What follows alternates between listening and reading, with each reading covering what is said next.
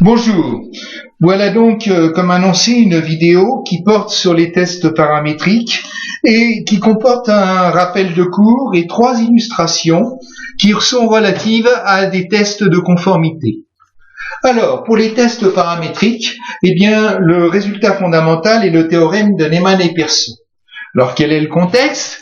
Eh bien, on a une série de n observations de valeurs qui sont la réalisation d'un n-uplet de variables aléatoires x1, x2, xn. On suppose qu'on travaille sur un échantillon de valeurs indépendantes, c'est-à-dire que les variables aléatoires x1, x2, xn sont indépendantes. Elles sont équidistribuées de variables parentes x. Et pour x, on choisit un modèle, c'est-à-dire une loi de probabilité continue ou discrète. Alors, bien évidemment, comme on l'a fait en estimation statistique, à cet échantillon x1, x2, xn, on peut associer sa densité de probabilité, ou enfin sa loi lorsque c'est discret de façon générale, qui est la fonction de ressemblance L de x1, x2, xn θ, qui est le produit des lois. Produit des densités, par exemple ici, pour une variable continue. Alors, concernant maintenant le test H0, θ égale θ0 contre H1 θ égale θ1, c'est-à-dire le test entre deux hypothèses simples. Eh bien, le résultat fondamental de Neyman et Pearson, c'est que la région critique, c'est-à-dire là où on décide H1, c'est-à-dire finalement la construction du test, porte sur le rapport des vraisemblances. Elle est caractérisée par l'ensemble des n-uplets x1, x2, xn, où le rapport de vraisemblance est inférieur ou égal à k. Alors ça, c'est pour le test entre deux hypothèses simples, mais pour des tests à hypothèses alternatives multiples, que ça soit θ égale θ0 ou θ supérieur ou inférieur à θ0, eh bien, le théorème s'appliquera de même parce qu'on peut toujours considérer ces tests comme l'union des tests θ égale θ0 contre θ égale θi avec les θi supérieurs ou inférieurs à θ0 suivant les cas.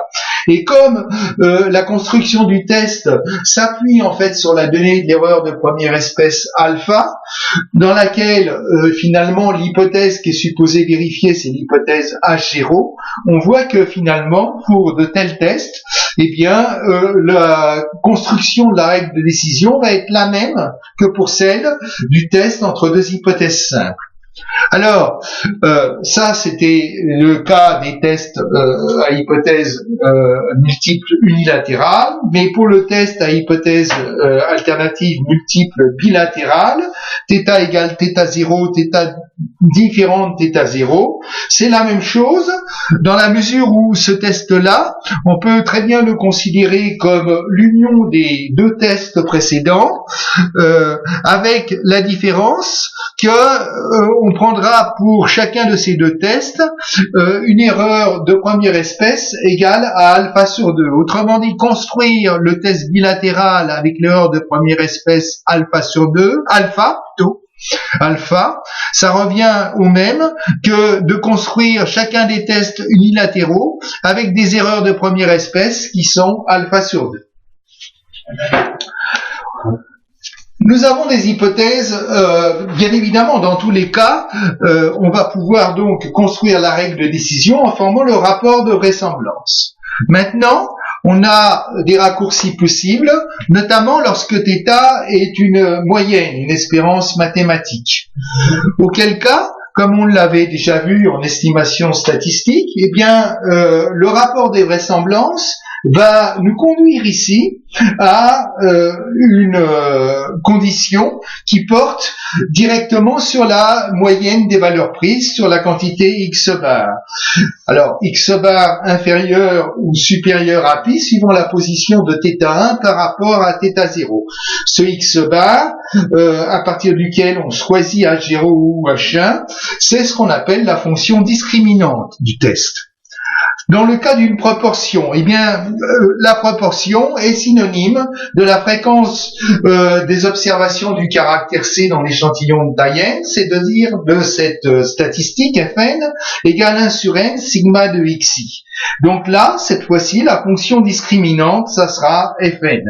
Et enfin, si on travaille sur une variance, eh bien la fonction discriminante, ça sera la quantité sigma de xi moins x bar au carré, qui d'ailleurs peut s'écrire aussi sigma de xi carré moins n fois x bar au carré. Alors, on va maintenant donner quelques illustrations et on va commencer par un test de conformité entre deux hypothèses simples et qui portent sur le modèle de Poisson. Donc voici l'énoncé. On va partir d'un échantillon de variables aléatoires indépendantes équidistribuées, de loi parente x suivant la loi de Poisson de paramètre θ. Et on va essayer de tester H0, θ égale θ0 égale 0,5 contre H1, θ égale θ1 égale 1. On va donc la question, construire la règle de décision de ce test suivant une erreur de première espèce, alpha égale 5%. Et puis enfin, on fera une application numérique, on supposera partir d'un échantillon de taille n égale 10, qui a conduit à une somme de valeurs égale à 10, et on essaiera à ce moment-là de savoir ce qu'il faut en conclure. Alors, eh bien, on va procéder, suivre les étapes suivantes. Tout d'abord, on va expliciter le modèle par lequel on modélise en fait l'échantillon de valeurs prises. Donc là, en l'occurrence, c'est un modèle de Poisson. La loi de Poisson, pour rappel, c'est une loi discrète à valeur entière, caractérisée par px de x virgule θ égale p courant x égale petit x égale θ puissance x sur factoriel x exponentielle de moins θ. Une fois qu'on a explicité le modèle, on peut calculer la fonction de vraisemblance. Donc la fonction de vraisemblance, c'est le produit des lois, c'est-à-dire que c'est le produit de px de xi θ. Donc on va expliciter ça. C'est donc θ à la puissance x1 exponentielle de moins θ sur factoriel x1, θ à la puissance x2 exponentielle de moins θ sur factoriel x2 et ainsi de suite. On va ensuite calculer le rapport des fonctions de vraisemblance. Donc le rapport de fonction de vraisemblance, c'est donc L de θ0 sur L de θ1.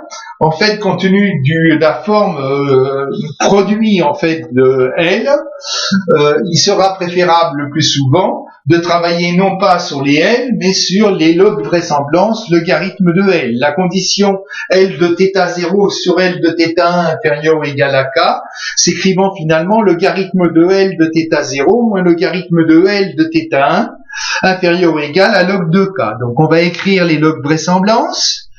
Voici log de L, c'est log de θ par sigma des xi moins n θ moins log du produit des factoriels. On forme maintenant, donc ça c'est en θ0, enfin en θ, on va former maintenant la différence des log vraisemblance. Donc on obtient immédiatement cette quantité-là, log de θ0 moins log de θ1, sigma des xi moins n θ0 moins θ1. Bien, on va maintenant définir la région critique, c'est-à-dire la statistique discriminante. Alors, la région critique est formée par la relation log de L0 moins log de L1, enfin log de L de θ0 moins log de L de θ1, inférieur ou égal à log de K. Donc, on va avoir, donc, log de θ0 moins log de θ1 sigma des xi moins n θ0 moins θ1 inférieur ou égal à log de K. Bon, ici, on est dans le cas où θ1 est supérieur à θ0. Donc, pour avoir des coefficients positifs, je suggère de multiplier tous les termes de cette inégalité par moins 1. Donc du coup, le sens de l'inégalité est changé et on obtient ça.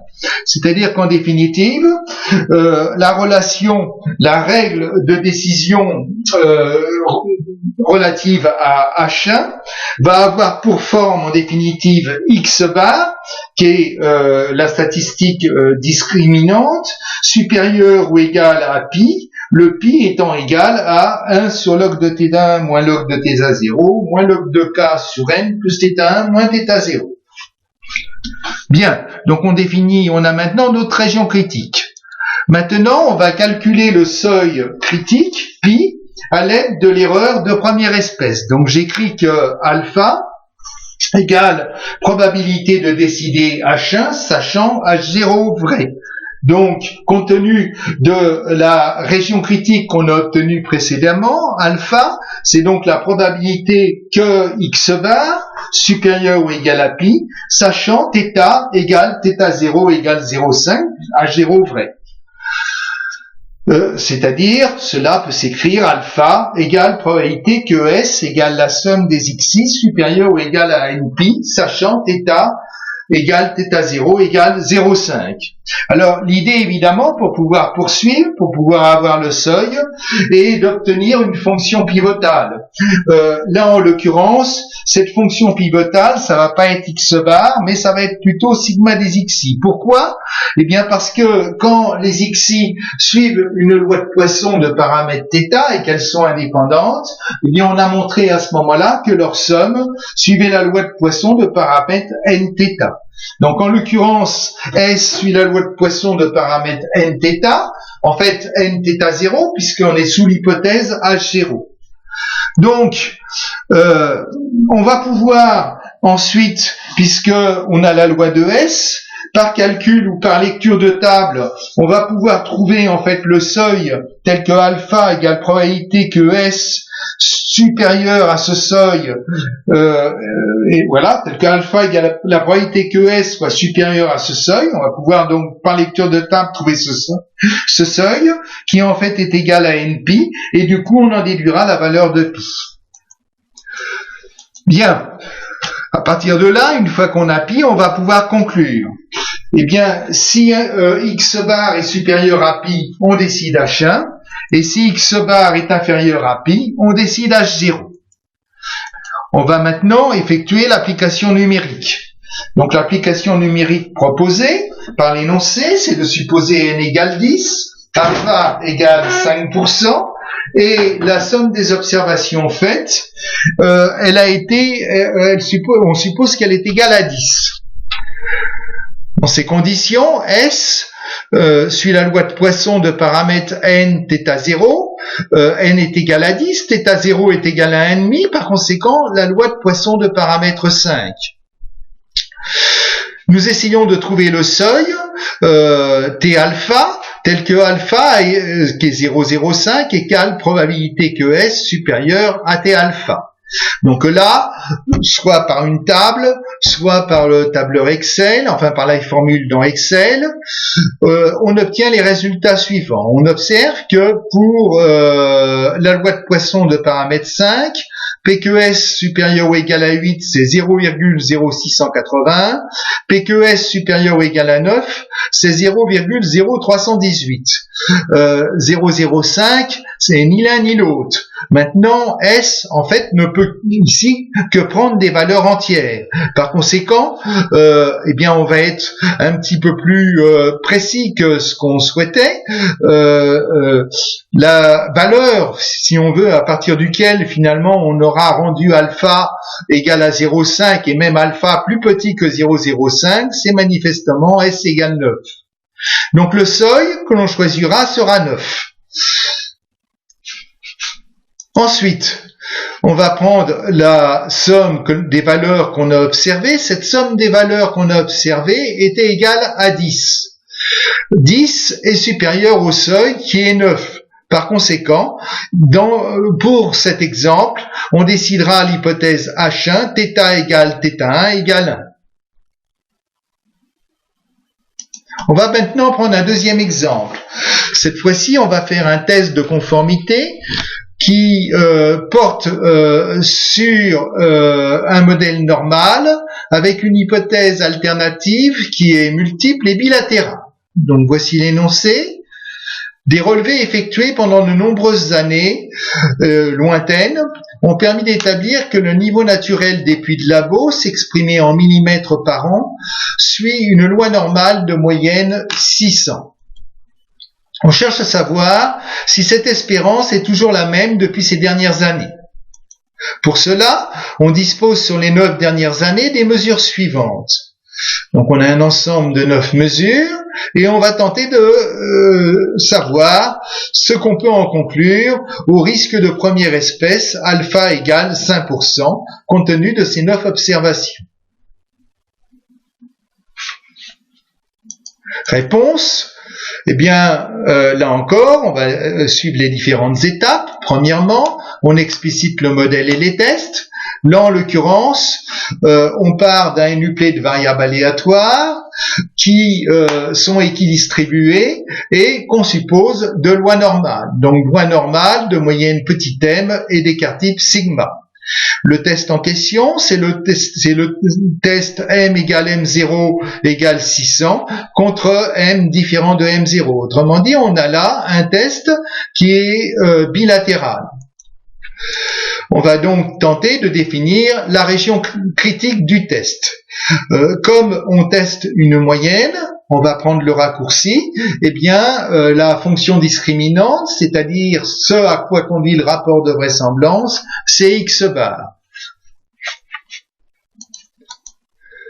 Alors, il y a deux approches possibles. On peut approcher cela par l'union des deux tests unilatéraux. Le premier test, m égale m0 égale 600 contre m supérieur à m0 et m égale m0 égale 600 contre m inférieur à m0. Chacun avec une erreur de première espèce égale donc à alpha sur 2. Le premier conduit au schéma suivant. Vous avez la valeur 600. Il va falloir en fait déterminer un seuil pi qui est au-dessus de 600 bien sûr, tel que à droite de pi, c'est-à-dire au-dessus de pi, on décide H1, en dessous de pi, on décide H0, en fait un seuil pi 2. Deuxième test, cette fois-ci, on est à gauche de M0 égale 600, il s'agira de déterminer un seuil pi 1 à gauche, tel que en dessous de pi 1, on décide H1, au-dessus de pi 1, on décide H0. Compte tenu de la symétrie de la loi normale et même de la loi de Student également par rapport à l'axe à la valeur 0 par rapport à l'axe des Y, eh bien les deux valeurs pi1 et pi2 sont symétriques par rapport à la valeur 600. Il suffit en fait donc de construire l'un des tests, mais toujours pareil avec l'erreur de première espèce égale à alpha sur 2 pour pouvoir obtenir par symétrie l'autre seuil par symétrie par rapport à 600. Maintenant, bilatéralement.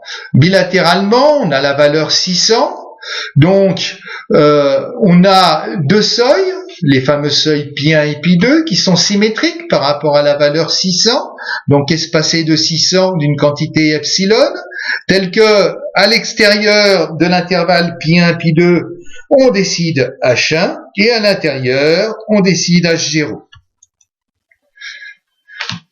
Autrement dit, on va continuer la résolution directement à partir du test bilatéral. Si je regarde la forme de la région critique, eh bien c'est quelque chose du style valeur absolue de x bar moins m supérieure ou égale à epsilon. Même plus précisément, valeur absolue de x bar moins 600 supérieure ou égale à epsilon lorsque je suis dans l'hypothèse H0. Bien, on va maintenant déterminer epsilon par la donnée de l'erreur de première espèce. Donc alpha égale probabilité de décider H1. Nous avons vu que décider H1, c'est valeur absolue de x bar moins m supérieure à epsilon, sachant m égale m0 égale 600. On va utiliser la distribution d'échantillonnage appropriée. Alors ici, attention, on est dans le cas où sigma est inconnu. Donc comme on a vu en estimation statistique, et comme vous pourrez le vérifier dans les distributions d'échantillonnage qui sont soit dans le polycopier, soit dans une vidéo appropriée qui est également sur la chaîne des vidéos, dans ce cas-là, on estime sigma par S et on a recours à la statistique T égale x bar moins m sur S sur racine de n, dont on montre qu'elle suit la loi de Student à n-1 degré de liberté. Du coup, alpha, qui est P que valeur absolue de x bar moins m supérieure à epsilon, sachant m égale m0 égale 600, va s'écrire P que valeur absolue de t égale x bar moins 600 sur S sur racine de n supérieure à epsilon sur S sur racine de n.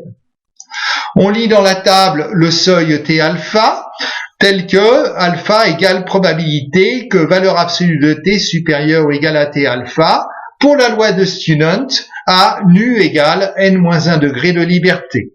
Une fois qu'on a T alpha, on en déduit epsilon égale T alpha S sur racine de n.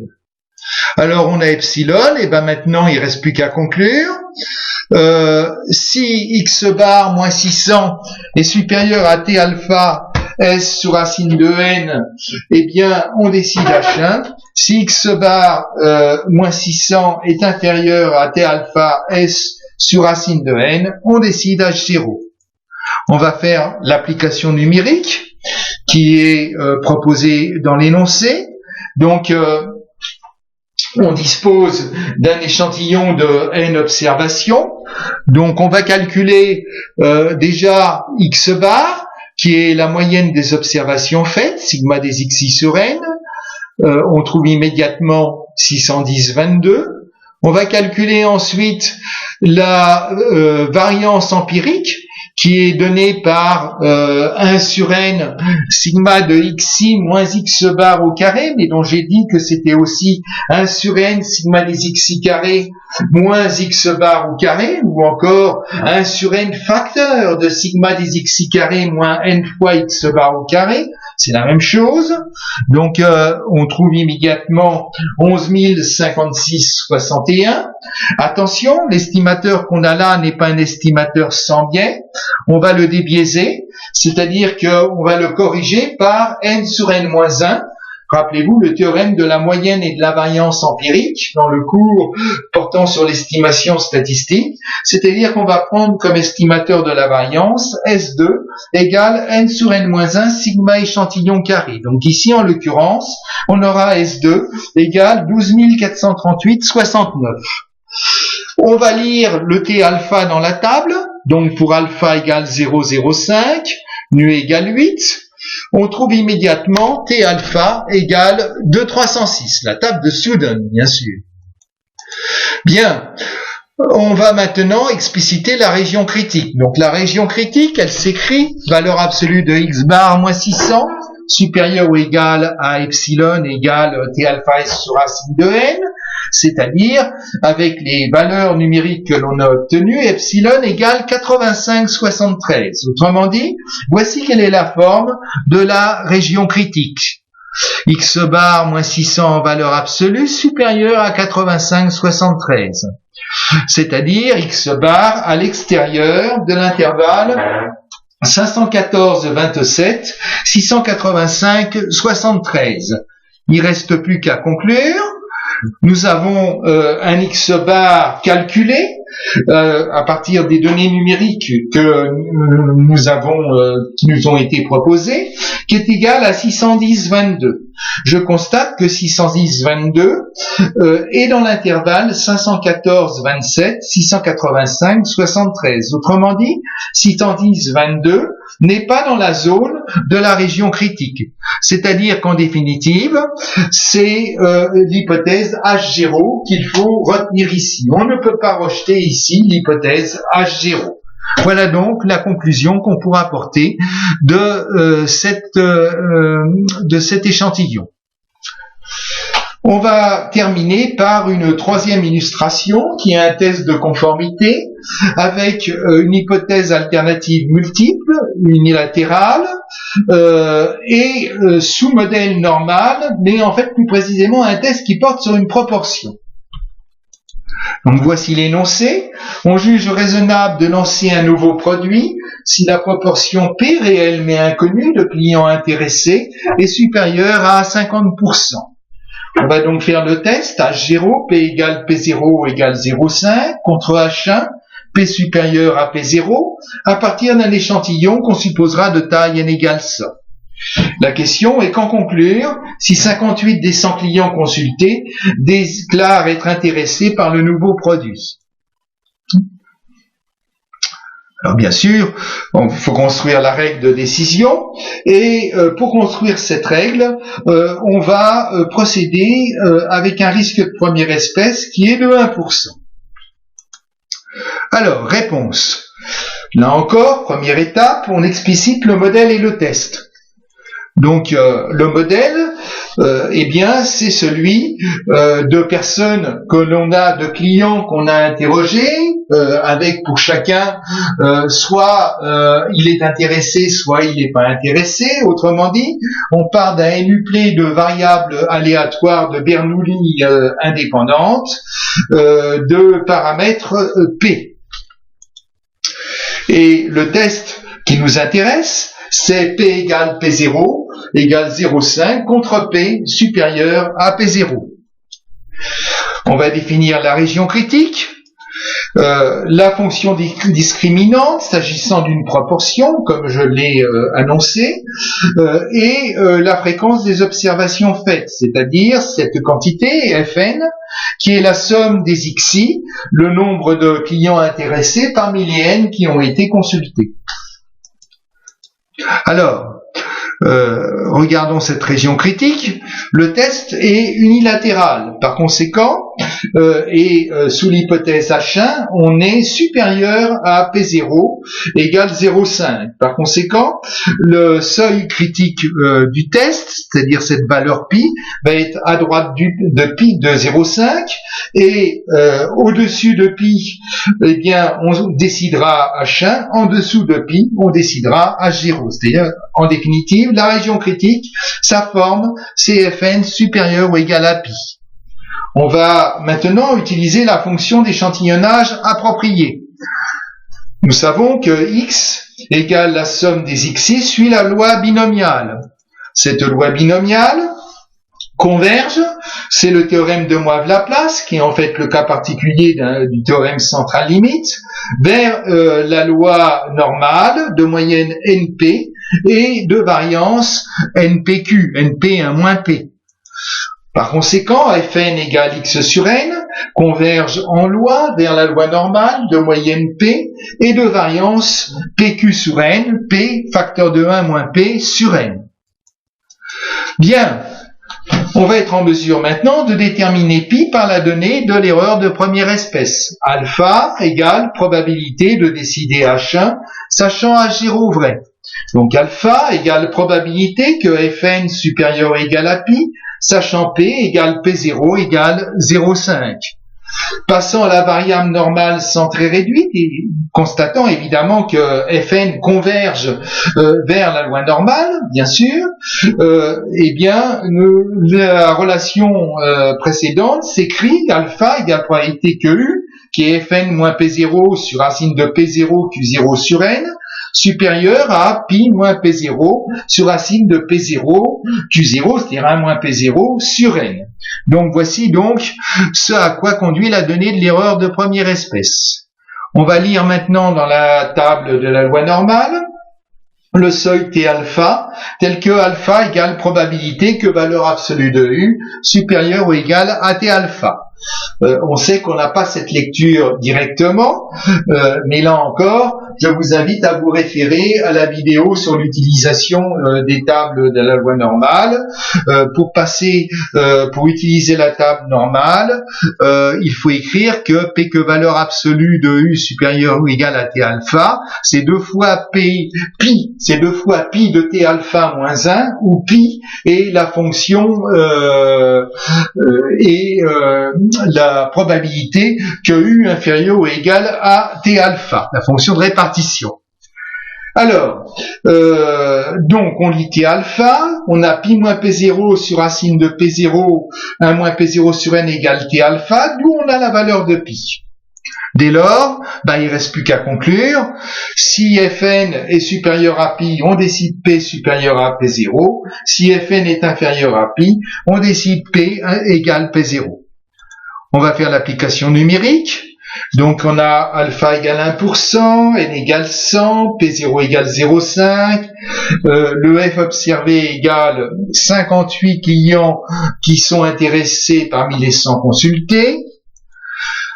On va lire le seuil T alpha dans la table de la loi normale pour alpha égale 1%. Alors attention, ici c'est pas U, mais c'est valeur absolue. Non, c'est bien U, excusez-moi. C'est U, c'est bon puisque c'est le seuil unilatéral. Donc T alpha égale 2,33. D'où pi égale 0,5 plus T alpha par racine de P0 Q0 sur N, c'est-à-dire 0,55.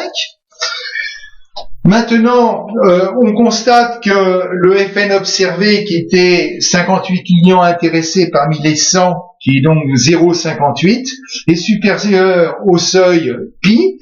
Par conséquent, la conclusion qu'on va en retenir, c'est de décider H1, c'est-à-dire de lancer un nouveau produit.